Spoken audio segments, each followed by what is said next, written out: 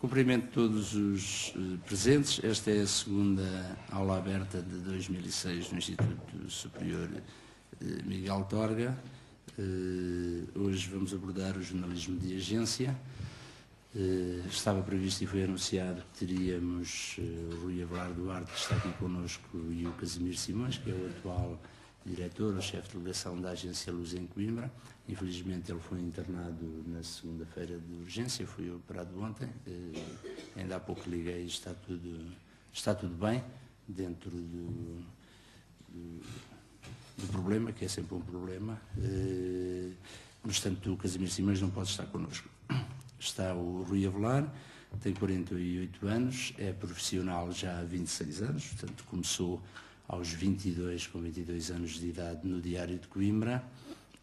Esteve depois na Agência Lusa durante 9 anos, tendo repartido a sua experiência como jornalista aqui na Delegação de Coimbra. Não sei se chegaste a desfiar a Delegação de Coimbra, também desfiar a Delegação de Coimbra, e depois 3 anos e meio em Lisboa como diretor de informação. Não é? Regressou depois, portanto, tem um total de 9 anos de experiência de uma agência noticiosa, com a riqueza também, quer para a intervenção que o Rui irá fazer a seguir, mas também para eventuais perguntas que possam colocar, de ter essa experiência repartida entre quem está em Coimbra e tem que vender, entre aspas, os assuntos da região a Lisboa, e quem está depois em Lisboa, noutras funções, e a tentar fazer essa triagem, ver as coisas do outro lado. Regressou depois a Coimbra e foi o primeiro chefe de redação do Diário As Beiras, portanto, quando As Beiras, que era um semanário, passaram a jornal Diário. Esteve também, voltaste à Lusa, não é? Sim. Depois ao Diário de Coimbra, tinha sido, portanto, o primeiro local de trabalho, e é atualmente jornalista no semanário Campeão das Províncias. Portanto, um percurso profissional consolidado, já com bastantes anos, e também bastante variegado, portanto, com experiência a vários níveis no jornalismo regional e também numa agência noticiosa. Eu passava a palavra ao Rui Avelar, então, para a intervenção. Presumimos meia hora, 3/4 de hora, não é? E depois abriríamos um espaço, e hoje, como nós estamos muitos, que pudesse ser até, estamos mais à vontade para que seja até, no outro dia, por exemplo, houve quem me tivesse feito perguntas no intervalo, mas depois no espaço mesmo de perguntas isso não aconteceu, não é? Eu pedia que hoje elas fossem feitas e que aproveitassem essa possibilidade de nós termos profissionais connosco, não é?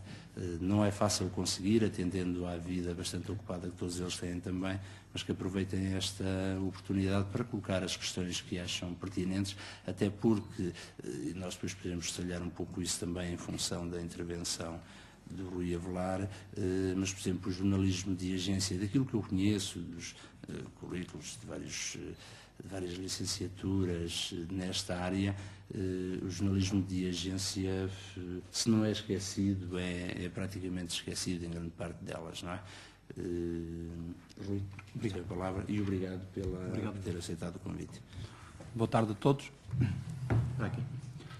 Obrigado, Inês, pelas palavras simpáticas e pelo convite. É sempre um privilégio estar com gente que aspira ao conhecimento. Eu vou falar-vos de uma forma muito sucinta, vou correr o risco de ser um nadinha exaustivo, mas exaustivo, enfim, nos pontos que vou focar, não exaustivo em cada um deles, porque justamente aspiro a que talvez esta metodologia permita, enfim, interessar-vos por 2 ou 3 questões e se for o caso e tiverem algumas perguntas para pôr, eu acho que é francamente mais interessante. Ora bem, resumidamente,